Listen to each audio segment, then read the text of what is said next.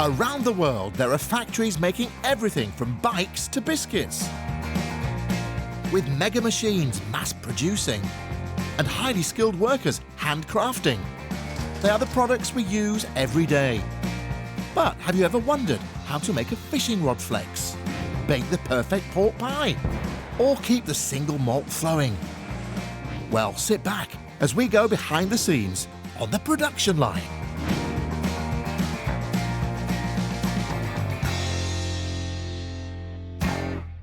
The humble pork pie, a staple snack that's been enjoyed for centuries. At the centre of the pork pie universe is the small market town of Melton Mowbray. The town's signature pie is so famous, the name is protected by law. To be called a Melton Mowbray pork pie, it's got to be made nearby and follow a strict recipe. Only 10 bakeries can claim to make them, this being one of them. The result, according to its fans, is a pie like no other. It's the best. It's the premiere of the Rolls Royce of pork pies. And he should know. Veteran baker Stephen Hallam estimates to have made 6 million pies over his 25-year career. Suffice to say, he's a big fan. But what makes Melton Mowbray pies so special? You'll find that the pastry is rich and crunchy. The meat is chopped, it's diced, it's firm. You'll get a spiciness come through on your palate, that's from the pepper. And then finally the jelly here at the side, it will eat as moist and as succulent as can be. These little beauties take 3 days to make, but they're worth the wait. On the first day, Stephen creates the pastry. We start off with lard, little salt and the flour. And we're going to slowly start to rub the fat and flour in until it is just at the stage of breadcrumbs. So you can overmix this, you can undermix it, and that's where your baker's skill comes in knowing when it's not overmixed. A batch of Stephen's award-winning hot water pastry combines exactly 64 kilos of flour, 18 kilos of lard and 16 litres of water. As you might expect, he's quite the perfectionist. Baking is a science, and you need everything all lined up to get the end result, and everything is balanced. There's the right amount of fat, there's the right amount of flour, it's been pre-weighed, and no guesswork. And yes, that's baking, as opposed to, say, cooking. Chefs cook, bakers bake. You get so much satisfaction of using these to make something that's very nice. Even if he does say so himself. So this is the second part of making the pastry. So we're going to boil the lard and the water together, and it's going to go onto the stove, and it's very important that it all boils, that the lard melts, and it all emulsifies. And once boiling, we're going to add it to the rubbed-in flour that we've already prepared. It's the mixing of the lard and hot water that makes all the difference. The hot fat binds the flour together, creating a strong, crunchy casing for the pie. Pastry made with cold water and butter, like short crust or phyllo, would just crumble. And Stephen is insistent it has to be lard. It wouldn't be an authentic Melton Mowbray pork pie if we used butter or any other fat. The process is protected. It's known as a PGI. It's a European protected indication, and it must be lard. No buts, it must be lard. In 2008, the Melton Mowbray Pork Pie Association won a 10-year legal battle to have their famous pies protected under European law. That's great news for local producers like Stephen. We'll just check this for consistency, and this is looking good. It's quite hot because of the boiling water and lard that's gone into it. We're going to now take all this out and scale it into the weights that we need. Every stage we weigh as we go along. Everything is weighed. Very important. No room for guesswork at all. The pastry is then divided up into 500-gram portions, precisely 500-gram portions. So 498, so 500, spot on. Absolutely no waste at all, and which is what we like to see. So we leave these in the fridge at least overnight to set up, and off to the fridge. So off we go. Go and have a cup of tea now. Melton Mowbray pork pies actually owe their popularity to another local delicacy, Stilton cheese. In the 1800s, dairies were churning the stuff out. A byproduct of all that cheese making was whey, which makes an ideal pig food. Soon enough, all those well-fed pigs created a surplus supply of pork. And pork pies were the obvious, not to mention delicious, solution. When visiting fox hunters caught on to the idea of a takeaway meal that could survive in their saddlebag, the Melton Mowbray pork pie really took off. 160 years later, and the pies are as popular as ever and are exported all over the world. Stephen and his team sell 4,000 a week in their shop alone, increasing to 30,000 in the run-up to Christmas. And one of the reasons they're so popular has got to be that delicious jelly. Any vegetarians in the audience should look away now. We have here a pair of trotters, pig's feet. Into the saucepan. Fill the saucepan with just plain water. Put on the gas stove. Reduce all down. Take all the flavour, the goodness out of those trotters, and that's what we will eventually use for the jelly for the pie. This needs to boil for some 3 or 4 hours at least. Our next stage is preparing the meat for the filling. The pork filling is another way that Melton Mowbray pies stand out from the crowd. It has to be fresh, British and uncured. We have here some shoulder, a little bit of back fat and some pepper and salt for seasoning. It's quite coarsely chopped, but we need to weigh this so that each pie contains just over 200 grams of pork. It's sort of a greying colour once it's baked, as opposed to being bright pink or red, as if it was made with cured pork, which is bacon or ham. The seasoning used in the pies differs from baker to baker, and Stephen has his own secret combination. I couldn't possibly tell you what they are. That is a secret. The next stage is shaping the pastry using a mould called a dolly. Look a little like a jam jar with a handle on top. So, and just some plain egg with a paintbrush. When I made the pastry originally, it was very, very soft and gooey. It needs to set up so that it becomes sort of pliable and mouldable. It needs to be like modelling clay, in effect. So we'll take a little bit of flour,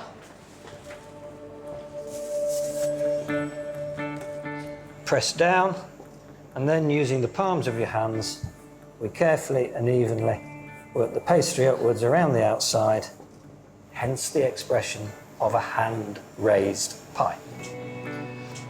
And we then carefully remove the pastry case from the mould, and then take the meat that we've already pre-weighed, squeeze into a tight ball, in it goes, and then just tamper it down slightly, but keeping the shape of the pie. And a little bit of egg. This acts as glue around the inside edge, the upstand of that pastry. And then on goes the lid, because this is effectively how they go into the oven. A Melton Mowbray pie is not allowed to be baked with any support. So in effect, it's the lid here that's going to hold the sides up. On goes the crimp, north, south, east and west. But these need to rest and chill overnight. Sounds like great advice, Stephen. Unfortunately, you've got pies to make. Baking the pies without a tin gives the unique bowed side of the Mowbray pie. And chilling the pastry overnight makes sure it's sturdy enough to stay solid when cooking. Time now to bake the pies.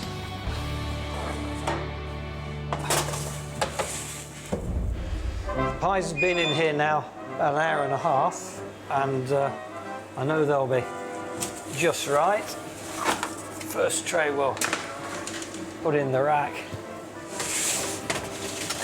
And now we're ready for the jellying process. Jelly was originally added to help keep the pie in one piece because they'd been eaten whilst riding, which is of course where the expression on the hoof comes from. So we have here bone stock jelly, which been boiling away, bubbling away for 4 or 5 hours. It's pork trotters and water. It's reduced down, fabulous flavour. And the reason we're going to put this into the pie is it's going to put moisture back into the meat that the meat loses as and when it bakes. So when you actually come to eat the pie, it'll be as lovely and moist and succulent as can be. There needs to be 2 holes, because one will let the jelly in, the other lets the air out. And we know it's full when it overflows. And Stephen's attention to detail even extends to how you eventually eat it. They're not a pie that is heated up before eating. If you have the audacity or the gall to heat one up, watch out, because the clouds will part and a thunderbolt will come down and strike you. Be sure to remember that the next time you're enjoying these culinary classics.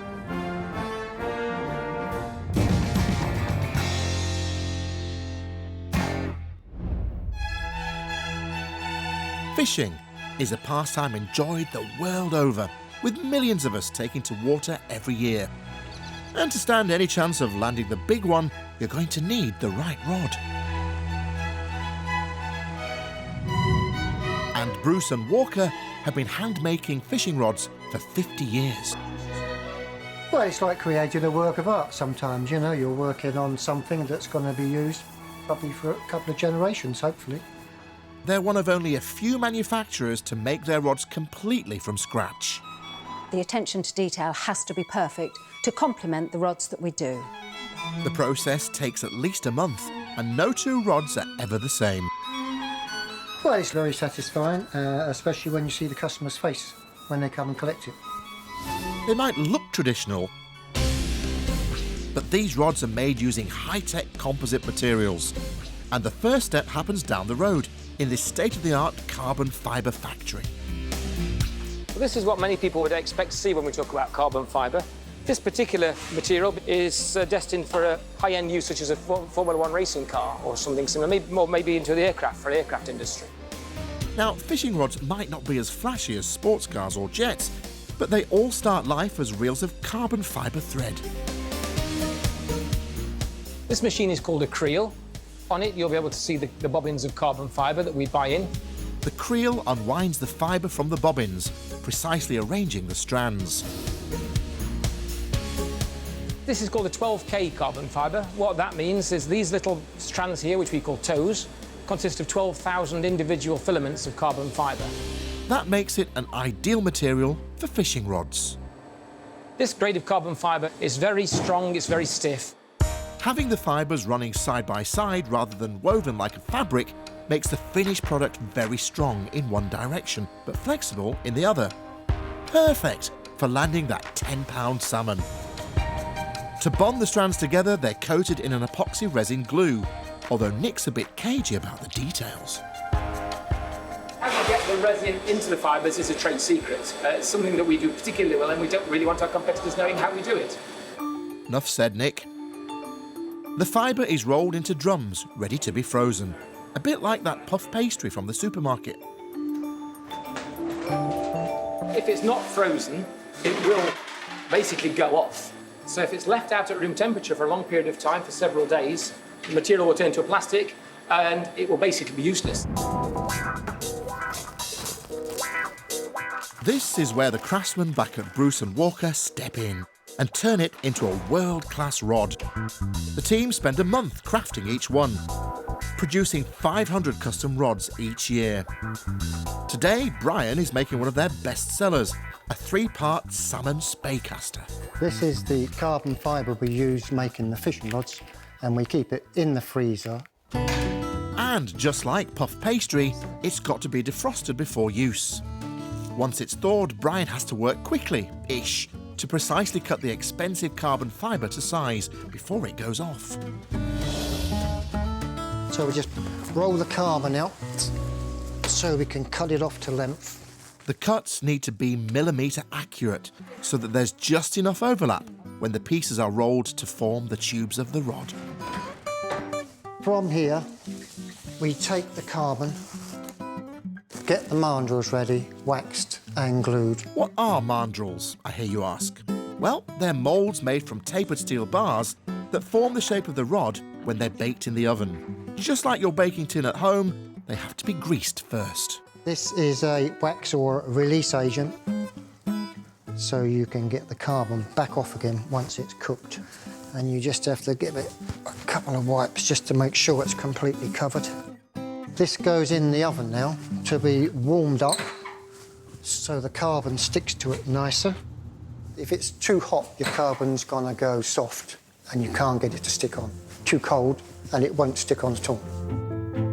We've made quite a few mistakes and you always learn from your mistakes. Well, hopefully there'll be no mistakes today, eh, Brian? Once it's at the right temperature, a quick shot of glue helps the carbon fibre stick to the mandrel mould. The protective film is removed before the carbon fibre is carefully laid onto the mandrel.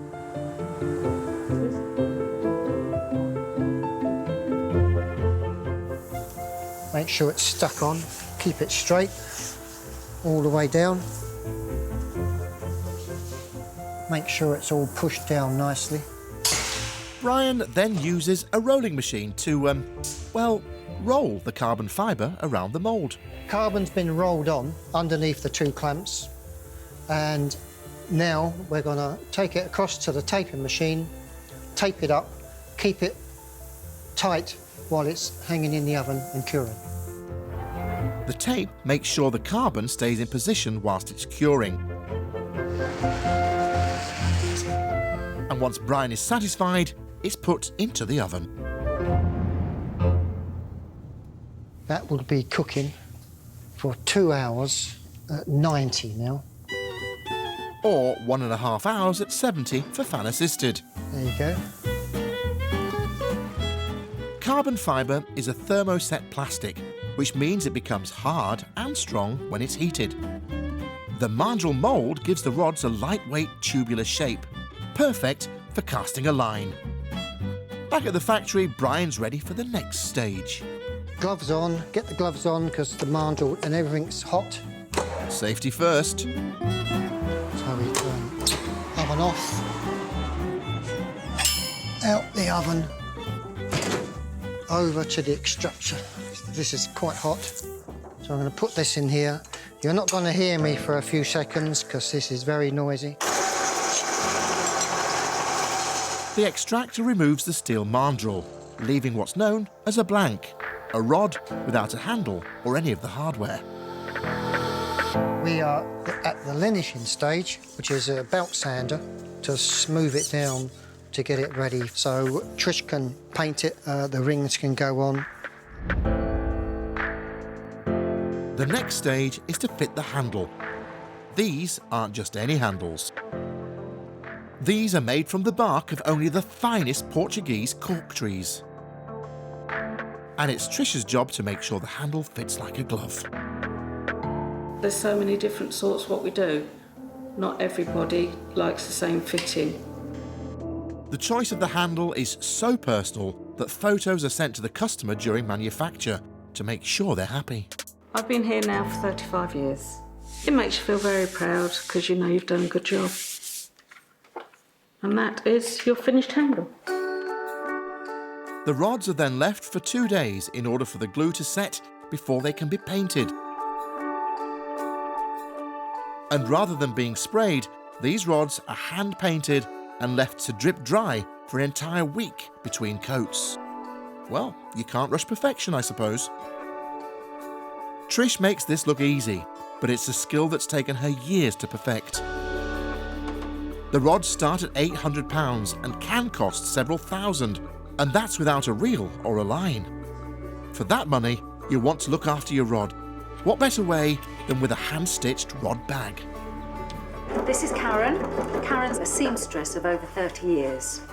And to help with the rod bags, she knows everything about it. The customer has a choice of colours to match or contrast with his rod. They're all cut out, made to measure, and the width and everything is to suit the actual rod itself. And although a customer's choice might raise an eyebrow, it's never too much trouble. This particular customer from America wanted this tartan. It's his family tartan. So Tricia had to make a rod to match this, and when we saw the spec on paper, I just didn't think it would look anything like it all, but it looked stunning. I have to say his colour choice was great, and this matched the rod perfectly. Back on the shop floor, Tricia's landed the job of fitting the rings to the pole. The rings are what keeps the line in place, so it's crucial they're fixed at the right position. They're first glued to the pole, then cotton is meticulously wrapped or whipped around a bracket to hold the rings in place. This is now the whipping stage, and it is very tricky and difficult to do. So you take your cotton, which is a nylon thread, go around 2 or 3 times, and we're ready to go. Tricia's whipping skills are legendary around these parts. When you're finished, you just trim the sections off, and there's your double whipping. This particular whipping here is highly skilled whipping. There are very few people in the country who can do it and do it to this standard. Tricia's mother was here before her, and Tricia's been here for over 30 years, so we're very lucky. It is the best of the best. Once the rod is whipped, we then put a transfer on. This is the butt section. Until they see what you actually do, I don't think they fully understand how much work goes into it. Now we are going to put the final coat of the varnish on. Then we put it on the machine, what keeps it turning for about 5 hours until it's fully dry. This keeps turning so that your varnish doesn't get any drips or runs. Brian signs off each and every rod before they're shipped to anglers all over the world. It's nice to see the end product. It makes you feel very proud because you know you've done a good job.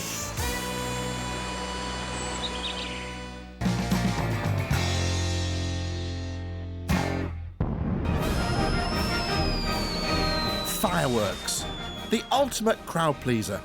They might have been invented in China, but their popularity has since spread all over the world. And although they're often made on an industrial scale, Kimbolton fireworks hand-make custom displays for some very discerning clients.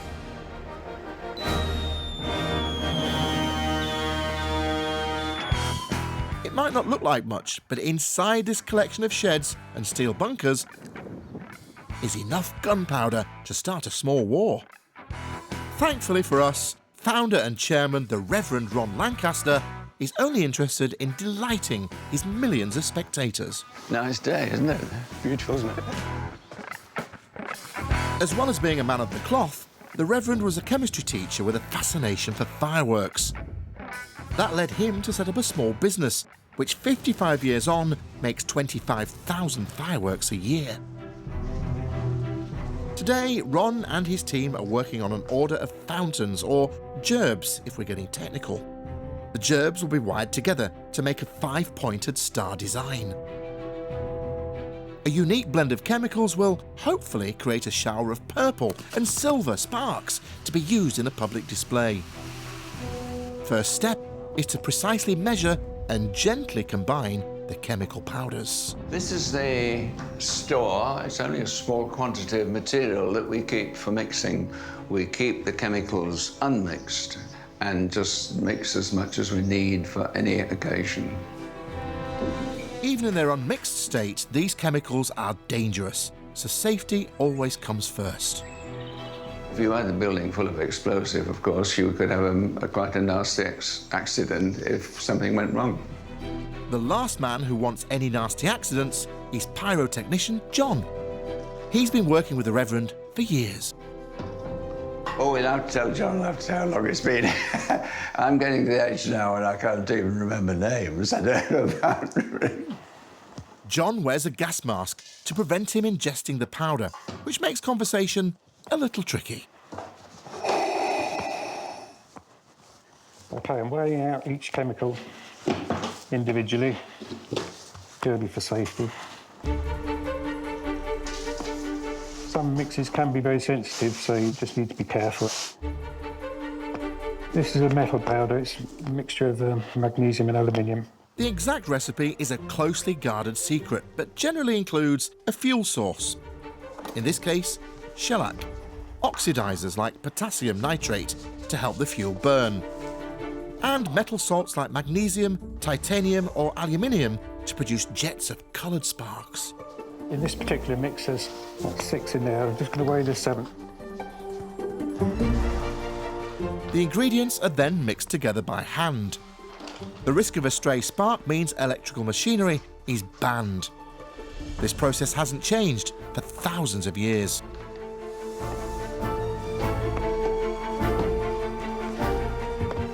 The next part of the process is that John is going to put the powder that he's mixed into a paper tube. We call these things gerbes. That's a French expression, really, meaning a sheaf of corn. And we've always called fountains gerbes. I'm going to put some clay in the tube to create a choke in the end of the tube. A clay plug called a choke is added to narrow the hole that gases from the burning powder have to escape through. It's just like squeezing the end of a garden hose. I'm just going to knock it down gently to firm it. Rubber tools are used to prevent friction, which could result in a spark. Not ideal in a firework factory. Next, the hand-mixed powder is layered into the tube. So I'm measuring this in quite carefully, so they all burn at for the same length of time. Just going to add a little bit at a time. And then gently firm it down. Once it's full, the gerb travels to the opposite side of the factory, where it's primed for firing. This is stage number 3, and this is where we're going to bring these fireworks that have been filled in the other room, yes, to be moved into the next stage, which is priming, in order to make it into a spectacular firework. It's Layla's job to add a tiny line of pure gunpowder on the top of each gerb. All she's doing at the moment is putting some varnish inside here, and then she's putting some gunpowder on that varnish, and it'll stick to it, and that will carry the fire from the fuse that comes in, and it lights the stuff inside. Gunpowder is a combination of 3 naturally occurring compounds: sulfur, charcoal, and potassium nitrate. It was first discovered by Chinese chemists in the 9th century, who were trying to make a potion for eternal life. Their explosive discovery had exactly the opposite effect. Not that working with explosives seems to worry Layla. It's fairly safe, considering it's a firework. It's one of the, I suppose, safer ones, as you're not really handling too much gunpowder. Even so, they don't take any chances. The Kimbolton factory is built on a 6-foot-thick concrete floor. Special blast compartments mean that any unscheduled ignitions are contained to just one section. Reassuring. But the risks haven't dampened Ron's enthusiasm. Germans say that once you've smelt black powder, it's with you for the rest of your life. And yeah, I think I've got that bug. There are just a few of us left who've been right through the old-fashioned way of making fireworks. Basically, all the firework manufacturers have disappeared in Europe. Because of economics, of course, a lot of fireworks are coming from China because they are very much cheaper. The company Ron started in a vicar's garage all those years ago has gone from strength to strength. I am very, very pleased, really, that we've made an achievement out of it, that's right, yeah. Yes, I'm very, very happy about that. Would I do it again? Probably. With the individual gerbs primed for firing, the next stage is to wrap them, and times being what they are, add the all-important health and safety sticker. I'm using these two to put on a firework. It's a set piece that we call a 5-point star. I've started one, just got to go and finish it now. Just attaching the gerbs with some glue and some cable ties. The next process is to use the pipe matcher and join each gerb together. This will allow it to, when we light it, you have the 5-point star all burning at the same time. The pipe match can burn at up to 30 metres per second. That's the same speed as a Formula 1 car, which means the 5 gerbs are ignited almost instantly. This is a bit of string coated in gunpowder, basically. If it's out in the open, it will burn slowly. As soon as it hits the plastic covering, it will shoot up and light it in milliseconds. And that's it finished. With the hard work now done, Ron steps up for his favourite part, the testing. You're going to see it with, I hope, a very beautiful colour, which we don't normally make, which is a nice purple, with some silver sparks in it as well. We do a lot of testing, we have to. We have to test every batch. It's got to work, it's got to be good. OK, then.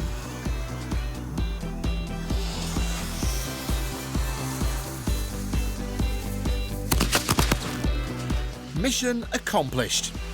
With the sample test complete, the consignment is shipped off onto site, where the spectators delight in seeing the team's hard work go up in smoke.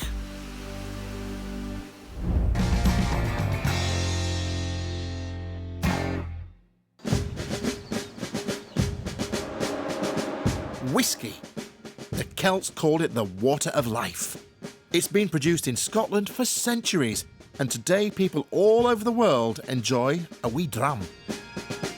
Scotland has over 100 distilleries, and one of the jewels in the crown is Glenfarclas. Owned by the Grant family for 150 years, they've been making whiskey here for 5 generations. It's not something that's easy. You know, it takes 20 years. Good things in life are never rushed, are they? But first, we need to go back to basics. To ferment alcohol, you need yeast and sugar. And in whiskey's case, the sugar comes from barley, lots of barley, in a process called malting, as in malt whiskey.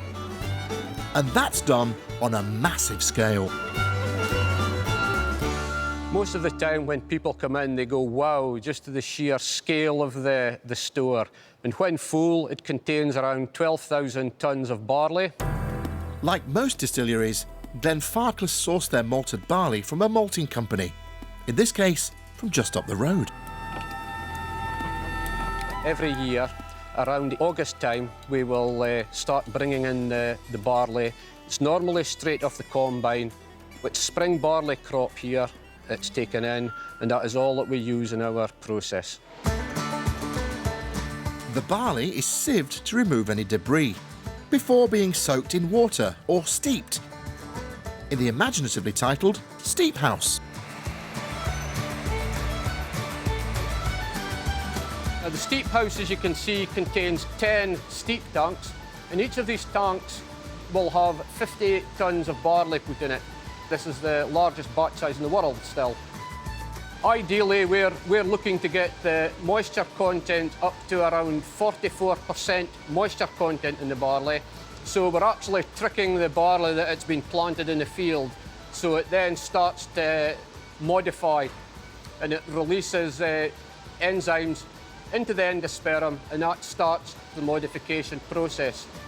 Now, no sniggering at the back, please. Endosperm is actually a sugary food reserve that surrounds a seed's embryo. Wetting the seed makes it think it's time to start growing, so it releases its sugar reserve. It's the sugar that will eventually make alcohol. And after a good drenching, the barley is left to germinate. The temperature and humidity are carefully controlled. And 5 days later, the first shoots start to grow. Alan spent years mastering his craft, but says the end product is worth it. I've been doing this for 20 years now, and at the moment I've achieved a Master Malting Diploma. We just like doing it, and we get to taste the product at the end of the time. OK, you maybe have to wait 12 years for it, but it's still worth it. The germinated barley is then dried in a kiln, stopping the germination process in its tracks. In years gone by, distilleries malted their own barley on site. But producing malt with any consistency and in volume was next to impossible. Modern techniques like this guarantee consistent results and a steady supply, which is important seeing as Glenfarclas need 8,000 tonnes of it every year. Alan's malted barley is then shipped down the road to Glenfarclas, where distillery manager Callum can take over, who's worn his Sunday best for the occasion. When we receive the barley from the maltings, it will look like this.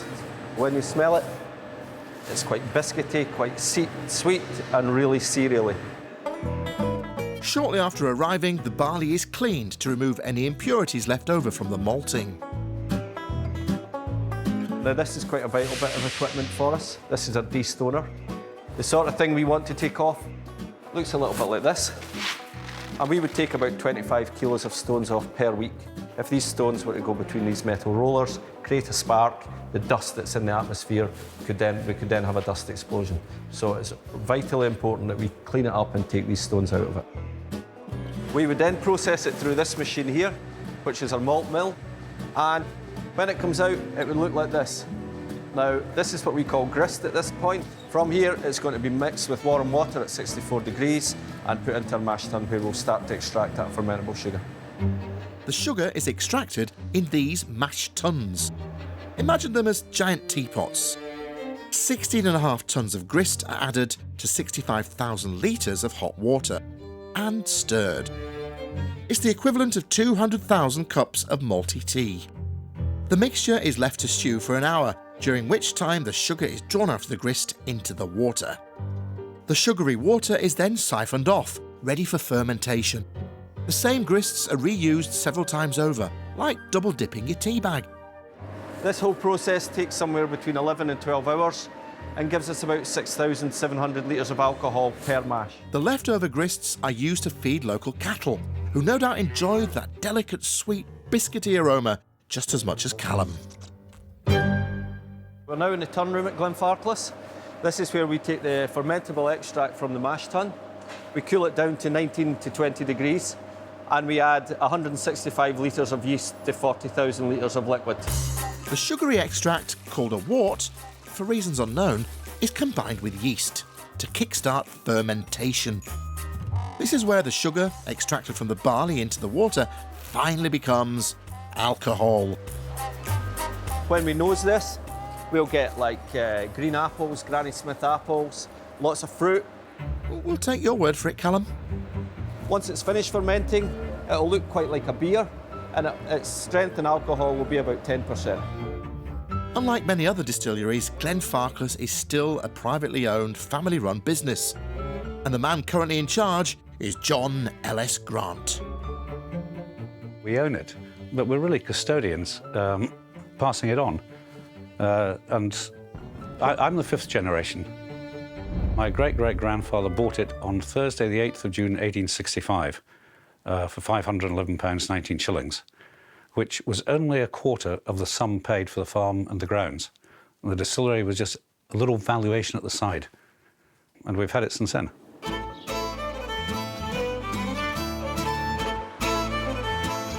Back on the shop floor, Callum is ready to begin the next stage, distillation. This raises the alcohol content from a tipsy 10% to a suitably sloshed 70%. This is our still house. This is where we would take the fermented wash and we would put it into our stills to start the distillation process. We charge the wash still with about 24,000 litres of liquid fermented wash. We would then light the fire underneath the still and start to bring that liquid to the boil. The stills draw off the liquid with a higher alcohol content, and at Glenfarclas, that's done with fire. That's totally unique to Glenfarclas, that 100% of production is fired using direct fire. Once boiling, the vapours rise up the copper stills and outside to be cooled. Outside we have a tube and shell condenser, cold water going up one side, hot vapour hits the other side, condenses, runs down through the subcooler and then into a spirit safe over here. It isn't whiskey yet, it's called low wine. But to stop the taxman knocking on the door, Callum has to keep it under lock and key. Everything that's running through this safe is duty-free at this moment in time, so we would owe money to the government in duty if we were to take this out of here, drink it. The low wine is then redistilled, turning it into what's called new spirit. It's not whiskey until it's 3 years and 1 day old, then it becomes Scotch whiskey. It still might not be whiskey yet, but Callum can't resist having a sniff. Wow, the smell when you open this safe is just absolutely tremendous. So what we'll do is we'll put a little bit of the new make spirit in our hand and we'll smell it. It's really spirity to begin with. But we'll start to rub it in our hands and we'll take off some of the alcohol. We'll get that nice fruity green apples that we're talking about, Granny Smith apples coming through. And then it goes quite earthy, quite grassy. Now that's the flavour profile that we want to come through in our spirit. From here, the new spirit is mixed with spring water to bring the strength back down to exactly 63.5% before it's pumped into casks ready for aging. Normally full 140 would take us about maybe 4 hours. That's this one filled anyway. Glenfarclas age their whisky in oak casks that have already been used to store sherry, giving the whisky an extra sweetness. Over the years, the oak interacts with the whisky, fading the harsh flavours, mellowing it and giving it added complexity, just like men of a certain age. From here, the casks will be taken to warehouse, where they'll be matured for many years. We've got 38 warehouses on site, and we can hold up to 105,000 casks maturing. Now that's a lot of whisky. But not every drop will make it into a bottle. Casks being filled for the first time absorb up to 5% of the whisky. Another 2% can be lost to the atmosphere. Distillers call it the angel's share. And after a minimum 3-year wait, it's ready for bottling. Nearly. Because the casks are reused several times, each one gives a different flavour.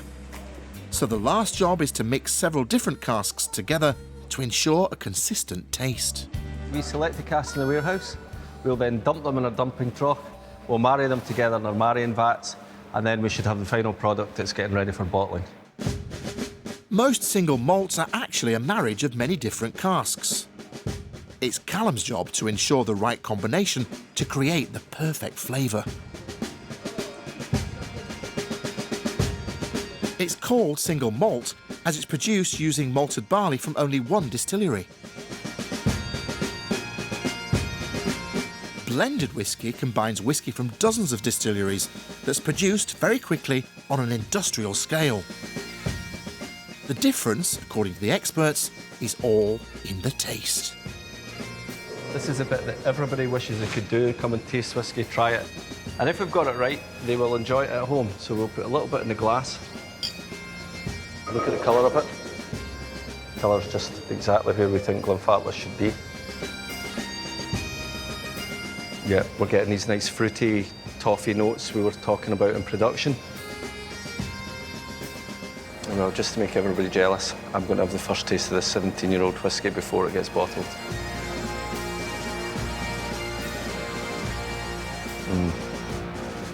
Stunning.